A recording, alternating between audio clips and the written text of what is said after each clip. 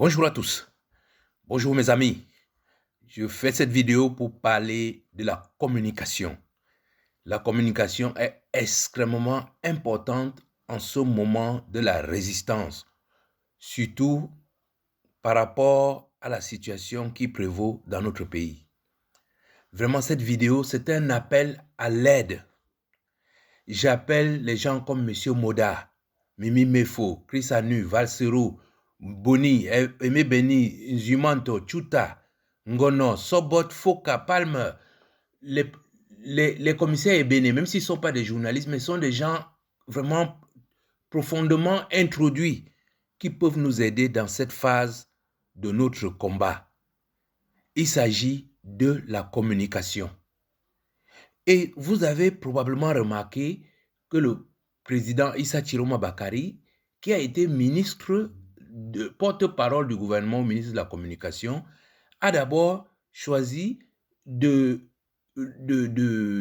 nommer Abdelaziz Moundi, qui est dans l'équipe de communication, et surtout mettre Alice comme porte-parole.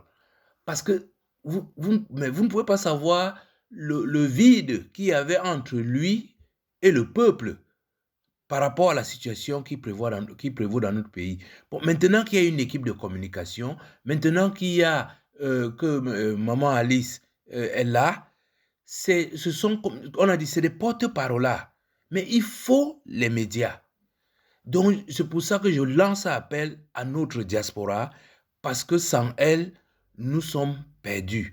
Si nous ne parlons pas d'une façon intégrée, si nous ne parlons pas d'une façon connectée, si nous ne parlons pas de façon convergente, nous n'allons pas nous agresser à notre peuple. Dans cette vidéo, je vais vous montrer rapidement ce que je viens de résumer. Voyez-vous, pourquoi il faut avoir un média dédié à la résistance? Pour construire une image de marque de notre président, parce que les gens le malmènent sur toutes les chaînes, tout le monde, on le met à n'importe quelle sauce. Mais il n'y a pas une chaîne de télévision, il n'y a pas un média où on parle du président Issa Bakari Chiroma. Il faut créer un nouveau canal par rapport à tout ce qui existe et qui sont totalement à la solde du régime. Il faut publier les informations avec autorité et crédibilité. Donc, par exemple, quand on lance une ville morte, si ça vient de n'importe qui ou n'importe quelle chaîne, ça ne va pas passer. Il faut donc avoir ce moyen pour mobiliser le peuple. Sur toutes les formes, hein, c'est-à-dire que le président Chiroma a dit, par exemple, qu'il faudra venir en aide aux familles endeuillées et tout. Mais où sont les chaînes pour discuter de ça, de la façon dont ça doit se faire, et même lui faire des suggestions? Il n'y en a pas. Donc, il faut développer une proximité avec le peuple et surtout, il faut couper le peuple des sources polluantes d'informations. Allons-y plus vite en disant, vous voyez pourquoi le régime veut s'attaquer à un certain nombre. Il y a une liste qui est sortie.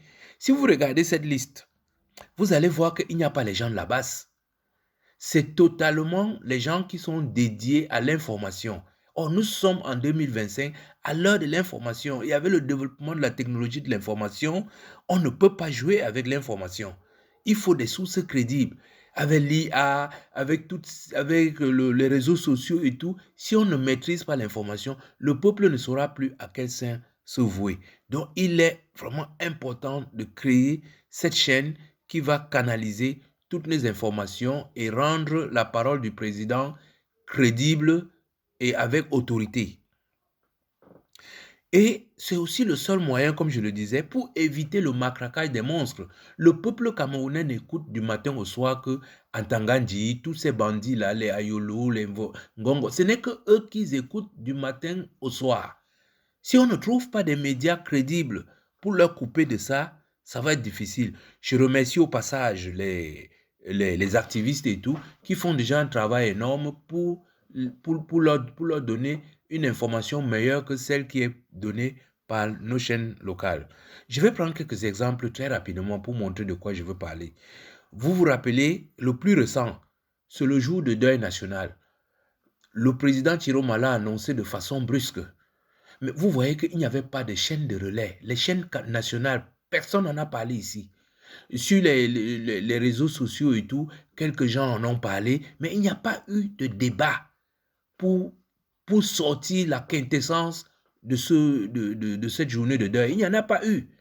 Donc, comment voulez-vous qu'il y ait une adhésion totale et générale du peuple s'il n'y a pas des gens pour expliquer cela?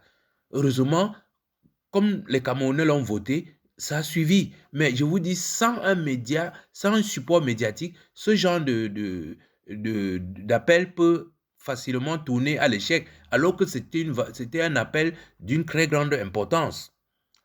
Deuxième cas, il n'y a pas longtemps, il avait lancé un ultimatum, avec pour conséquence immédiate la légitime défense. Or, vous voyez que le peuple camerounais, après les 2 jours, après les 48 heures, ils étaient encore tous là à se poser, mais qu'est-ce qu'on fait maintenant? Qu'est-ce qu'on fait? Mais c'est pas vrai.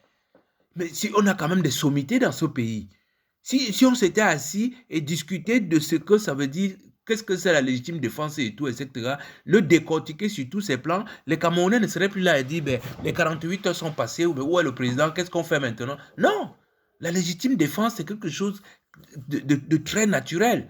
C'est une action entreprise pour se protéger ou protéger autrui d'une agression injustifiée et imminente. Donc, si on avait expliqué ça correctement, je vous dis qu'il serait impossible aux policiers de descendre dans les quartiers pour arrêter les gens comme ils sont en train de faire actuellement. Oh, nous sommes en légitime défense. Si c'était bien organisé, je dis, que ce soit la police, la gendarmerie ou les militaires, ils seraient incapables de descendre dans les quartiers. Mais comme les gens ne perçoivent pas ce que ça veut dire la légitime défense, on continue à rafler dans tous les quartiers, à arrêter les membres de tous les partis. Hein. Je vous dis, personne n'est à l'abri. Ces barbares, ils s'en donnent encore joie. Le troisième exemple, il y avait l'appel de Valsero pour une ville morte le 12 et le 14. Évidemment, il y a eu avant ça l'appel du président, je crois. Je crois que c'est avant ça qu'il avait lancé l'ultimatum. Donc, les villes mortes n'avaient plus de sens. Mais il faut quand même se dire que, imaginez-vous que le président, que le papa Valsero lance une ville morte. Vous croyez que ça sera suivi? C'est pas qu'il n'est pas crédible en tant que personne, mais on va demander, mais c'est la parole de qui? C'est à quel titre? Ça sort d'où? Donc, c'est pour ça qu'il nous faut une chaîne, il nous faut un média, un ou deux ou trois, où on sait que quand l'information sort de là, c'est la parole du président. Et on peut inviter les mamans Aliscom qui peuvent venir débattre là-dessus. Donc, quatrième exemple, parce qu'il y a j'ai pas beaucoup de temps. Le quatrième exemple, c'est l'appel de Aimé Boni. Aimé Boni avait lancé un appel à boycotter, à faire une guerre économique à ceux qui dirigent notre pays. Si on avait suivi ça, je vous assure, les plus de 42 morts que nous avons sur le plateau, on n'aurait pas eu ça. Je peux vous le garantir. Si on avait commencé la guerre économique telle que le préconisait le professeur Aimé Boni, nous n'aurons pas eu les 42 morts parce qu'on n'aurait pas eu besoin d'aller jusqu'à ces échauffourées-là. Ils auraient plié les genoux. Mais comme ça vient d'un professeur de médecine, cardiologue, on va lui dire, mais tu vas t'occuper des cœurs des gens. Qu'est-ce que tu as à venir voir avec la guerre économique et tout? Vous voyez un peu pourquoi je vous dis, il nous faut un canal officiel, crédible, avec autorité, qui va permettre de faire passer ce genre de message. Mais il ne suffit pas seulement de passer le message, il faut le passer avec les modalités, comment l'appliquer, comment faire vivre l'idée. C'est de ça qu'il s'agit. Bon, maintenant, on a fini avec ces petits exemples d'illustration. Passons à la phase suivante. Quelle est la situation actuelle? Tous les médias du Cameroun, sur le plan national, tous les médias sont à la solde du régime. Tous ces gens ne carburent qu'au franc CFA. Aucun d'eux. Je dis jusqu'à aujourd'hui, aucune chaîne de télévision, aucune presse au Cameroun n'a sorti le résultat dans un seul bureau de vote, ou bien dans une mairie, ou bien dans un département, ou même dans une ville. Ils ne peuvent pas. Ils sont soumis à la loi du franc CFA. Bon, passons à l'international. À l'international, il y a les panafricains, mais qui ne jugent pas. Ils disent qu'il faut pendre le président Issa Chiroma Bakari. Les Nyamsiwa Cameroun, Nathalie Yam, j'ai mis Bandakani comme à l'international, puisqu'il intervient comme panafricain, donc il est au-delà du Cameroun. Mais ces gens-là, ils vous disent que non, il faut tuer, il faut le pendre. C'est incroyable, non? Et puis, à l'international, il y a ceux qui s'en foutent. Il y a Denis Epoté, qui est parti depuis longtemps. Il y a les Kemayo. Il y a le dernier en date d'Equinox, là, Cédric Noufélé. Pour eux, ils sont partis du Cameroun. Pour eux, le Cameroun n'existe plus. Or, on dit, si tu te tais face à des crimes, tu es complice. Pour moi, les 3 groupes que je viens de signaler là, à l'échelle nationale, avec les panafricains et ceux qui s'en foutent, ils sont tous avec le régime. Moi, je ne peux pas les classer autrement. Maintenant, on commence à voir ceux qui sont au milieu, les ponces pilatistes, c'est-à-dire Sobot, Foka et l'autre, je ne sais plus comment il s'appelle. Donc, eux, ils sont là, ils présentent l'information de façon neutre, ils le commandent comme s'il s'agissait, comme s'ils parlaient de la planète Mars. C'est des Camerounais.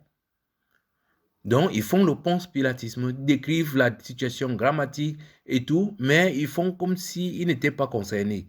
Après, progressivement, on arrive aux activistes. C'est les activistes que j'ai appelés activistes passifs. Ça me rappelle le leitmotiv du président Issa Bakari Chiroma qui dit action passive et active. Donc, c'est un peu la résistance active et passive. Donc, c'est un peu ça. Donc, vous avez des activistes qui, à la limite, sont dans le JAPAP, qui nous donnent les informations, qui commentent et tout, mais ils n'ont aucun contact avec le peuple au sens où on peut dire au peuple, allez à gauche, ils vont à gauche. Faites ceci, ils font cela. Non, il n'y a pas. Ceux-là n'ont pas ça. Et puis, vous avez des activistes actifs, c'est-à-dire des gens comme les Humanto qui mènent des actions pour aider le peuple, pour les orienter et tout, ou comme le professeur Aimé Boni, qui nous donne beaucoup de conseils en matière de cardiologie et tout, etc. C'est de l'action, mais qui a proposé déjà à 2 ou 3 reprises de vraies actions pour battre ce régime. Et sans oublier que il a essayé de créer AB Télévision. Vous voyez ce que je vous dis n'est pas nouveau. Le professeur Aimé Bomi a compris qu'il nous faut un élément de référence. Pas rester au niveau de l'activiste qui fait le JAPAP, qui commente l'actualité et tout. Non, il invite les gens, il participe à des débats, il organise des débats. Ça, c'est vers là qu'il nous faut aller. Parce qu'actuellement, la maman Alice Com, personne ne va lui donner la voix au Cameroun. Personne ne va l'interviewer au Cameroun. Vous voyez que c'est les Mimi Mefo, c'est les Chris Anou qui l'interrogent. Après, vous avez les journalistes engagés comme la mère Bilo. Ah bon, elle est vraiment très neutre. En fait, c'est une journaliste, mais elle n'a pas perdu le sens du journaliste engagé. Car n'oubliez jamais, tous les journalistes sont les soldats de la liberté. Ce sont des combattants de la liberté d'expression. Il y a maintenant ce 3e groupe qui est vraiment très vindicateur avec le commissaire Ebene, les Moda, les Jean-Pierre Dupont, comment on appelle, Ben Modo et Morgan Palmer. Donc voilà des gens qui ont des actions et tout, mais comme je vous dis, c'est une question de crédibilité. Quelqu'un ne peut pas faire quelque chose dans son coin tout seul et entraîner le peuple. Ça ne peut pas. Il faut que ce soit une action convergée, intégrée. Et enfin, le dernier groupe, ça, c'est ce que j'ai appelé ceux qui sont terriblement concernés. C'est les Mimi Mefo, les Chris Anou, les John Bahakuru. Ils ont vraiment, si vous voyez comment la résistance marche bien en zone anglophone, c'est parce que ces gens-là ont réussi à avoir une seule parole pour tous. Quand il y a un truc important, on passe par ces 3-là et les gens s'alignent. Donc, j'arrive à la fin de cette vidéo pour dire quelque chose de très simple. Il nous faut une communication intègre et intégrée. Une communication connectée et convergente. Et je crois que le président Issa Chiroma Bakari a senti cette nécessité. C'est pour ça qu'il a commencé sa magistrature ou son mandat en nommant des personnes pour porter sa parole. Je vous dis, s'il vous plaît, organisez M. Moda, M. Palmer, M. Dupont, si vous faites, créez-nous 1 ou 2 chaînes, comme l'ont fait nos frères anglophones, avec les Chris Anou, avec ABS, avec le Mimi Mefo, où chaque sujet doit être discuté. Il ne suffit pas de dire aux gens ville morte. Il faut leur dire ce que ça va nous apporter. Si quelqu'un comprend pourquoi il faut faire une ville morte, il va adhérer. Pas seulement faire la ville morte parce qu'on est énervé ou on est fâché ou il faut lutter. Non, il faut le faire de façon organisée, de façon convergente, de façon connectée. Et vous verrez, nous aurons un élément pour conduire cette légitime défense. Merci de m'avoir écouté et à bientôt.